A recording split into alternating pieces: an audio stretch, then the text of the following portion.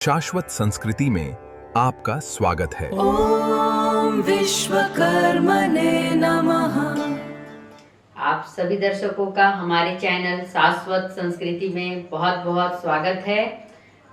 आप सभी अपना प्यार बरसा रहे हैं, इसके लिए दिल से आप लोगों का धन्यवाद। अपने प्रिय गेस्ट श्री वैद्यनाथ आनंद जी, विश्वकर्मा न्याय समिति के केंद्रीय महासचिव। आनंद जी, आपका बहुत धन्यवाद कि आप हमारे प्रोग्राम में उपस्थित हुए। आनंद जी, आपने जो अपने विचारों को हमारे चैनल में रखा, उससे हमारे दर्शक काफ़ी प्रभावित हो रहे हैं। उसी में से एक सवाल आपके से मैं ले रही हूँ, सांगठनिक अनुशासन का क्या अर्थ है? कृपया अपने प्रभावपूर्ण विचारों को पुनः रखें और हमारा जो सवाल था उसके ऊपर अपना विचार को प्रकट करें। सिंपी जी, आपका सवाल बहुत सारगर्भित और संवेदनशील है। संगठन, व्यवस्था, नियम और अनुशासन सब आपस में जुड़े हुए हैं। संगठन को व्यवस्थित रूप से संचालित करने के लिए नियम का पालन करना ही सांगठनिक अनुशासन है। बैठकों में कभी लोग काफ़ी विलंब से आते हैं, आते ही व्यर्थ की चर्चा करने लगते हैं, राजनीतिक परिचर्चा प्रारंभ कर देते हैं, आपस में चल रहे विवादों पर चर्चा करने लगते हैं। इसमें काफ़ी समय निकल जाता है। सामाजिक मुद्दों पर जब विचार शुरू होता है तब लोग कहते हैं, मुझे ज़रूरी काम से कहीं जाना है, दवा लाना है, बाजार जाना है, हम चलेंगे। अनुशासन को महत्व नहीं देने पर इस तरह की घटनाएं घटित होती हैं। इस तरह समयाभाव में कार्यक्रमों का योजना के अनुरूप संचालन नहीं हो पाता है, कार्यक्रमों की समीक्षा नहीं हो पाती है, परिचर्चा पूरी नहीं होने के कारण योजना के अनुरूप कार्यक्रमों को संचालित करने में कठिनाई होती है। इसके लिए सांगठनिक व्यवस्था संबंधी नियमों के प्रति, नियमों के अनुपालन के प्रति लोगों को जागृत करना होगा। आनंद जी, बिल्कुल आपने सही कहा कि लोगों को संगठन को मजबूत बनाने के लिए अपने विचारों को सशक्त करना होगा और सशक्त करने के लिए संगठन की व्यवस्था संबंधित नियमों को समझना होगा। आपसे एक छोटा सा सवाल लेना चाहूंगी। सांगठनिक व्यवस्था संबंधित नियमों के प्रति लोगों को जागृत करने संबंधित तर्क से आपका क्या अभिप्राय है? आनंद जी, कृपया इसे स्पष्ट करें।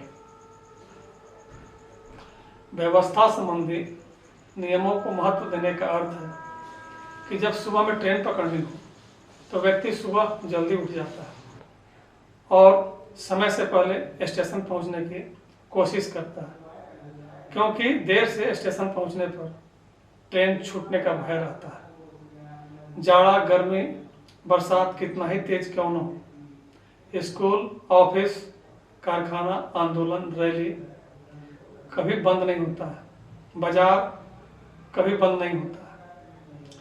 लेकिन विपरीत मौसम में सामाजिक कार्यक्रमों में लोग नहीं आते हैं, कहते हैं समय नहीं है, महत्व नहीं देते हैं, उसमें बहुत कम लोग आते हैं। छोटी छोटी बातें बैठकों में नहीं आने का बहाना बन जाती है। कभी कोई घर में आ जाता है, कभी बाजार जाना होता है, कभी दवा लाना होता है। समाज को एकजुट करना है, समाज को सबल बनाना है, तो इन छोटी छोटी बातों से हमें ऊपर उठना होगा और समाज को महत्व देना होगा। सांगठनिक व्यवस्था संबंधी नियमों को, जवाबदेही को महत्व देना होगा। सामाजिक कार्यक्रमों को जब हम महत्व देंगे तो बैठकों में आना आसान हो जाएगा। समय पर दी गई जवाबदेही को पूरा करना आसान हो जाएगा। सांगठनिक व्यवस्था संबंधी नियमों को आम सदस्यों के लिए बाध्यकारी नहीं होते, लेकिन कार्यकर्ताओं के लिए सांगठनिक व्यवस्था संबंधी नियम बाध्यकारी होते हैं। कार्यक्रमों को महत्व देते हुए कार्यकर्ता बंधुओं को समय पर कार्यस्थल पर पहुंचना चाहिए। एवं समर्पण भाव से, सेवा भाव से सांगठनिक व्यवस्था संबंधी नियमों को निर्वहन करना चाहिए। दी गई व्यवस्था संबंधी जवाबदेही को निर्धारित समय पर पूरी निष्ठा से पूरा करना चाहिए और नियमित रूप से आर्थिक सहयोग भी देना चाहिए। कार्यकारिणी समिति के सदस्य कार्यक्रम सूचना को महत्व दें और अपने क्षेत्र के अंतर्गत सूचीबद्ध कम से कम 10 सामान्य सदस्यों को अनिवार्य रूप से कार्यक्रम सूचना देते हुए उनसे आग्रह करें कि अपने संपर्क में रहने वाले कम से कम समाज के 10 लोगों को कार्यक्रम सूचना अवश्य पहुंचाएं और कार्यक्रम में सम्मिलित होने के लिए उनसे भी आग्रह करें। प्रारंभ में 70 लोगों तक भी कार्यक्रम सूचना सीधे पहुंचती है, तो यह सूचना 700 लोगों तक प्रसारित हो सकती है। आगे यदि 700 लोग भी 10 लोगों तक कार्यक्रम सूचना पहुंचाते हैं तो 7000 लोगों तक कार्यक्रम सूचना सहज ही प्रसारित हो सकती है। सांगठनिक अनुशासन से संबंधित इन छोटी छोटी बातों को कार्यकर्ता यदि सजग हो, ध्यान दें,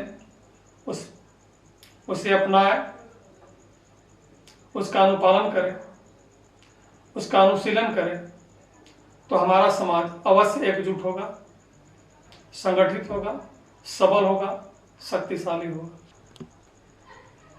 आप लोगों ने मेरी बातों को इतनी शांति से, प्रेम से, आनंद से, धैर्यपूर्वक सुना, इसके लिए बहुत बहुत अनुग्रहित हूँ। आप लोगों को बहुत बहुत आभार, बहुत बहुत धन्यवाद। आनंद जी, मैं आपकी बातों से पूर्ण रूप से सहमत हूँ। सदस्यों को छोटी छोटी टोली, क्षेत्र कार्यकारिणी समूह बनाकर कार्य करना चाहिए। इससे वो छोटे स्तर से लेकर बड़े स्तर तक कार्य को सुचारू रूप से संचालित कर सकते हैं, व्यवहारिक धरातल पर एकजुट होकर कार्य कर सकते हैं और संगठन का बहुत क्षेत्रीय स्तर से लेकर बड़े स्तर तक विस्तार कर सकते हैं। आप सभी दर्शकों का बहुत बहुत धन्यवाद कि आप हमारे चैनल से जुड़े रहें और अपना इतना प्यार बरसाया। इसके लिए बहुत धन्यवाद। हमारे चैनल को लाइक करिए, सब्सक्राइब करिए। मिलते हैं पुनः अगले एपिसोड में, तब तक के लिए धन्यवाद।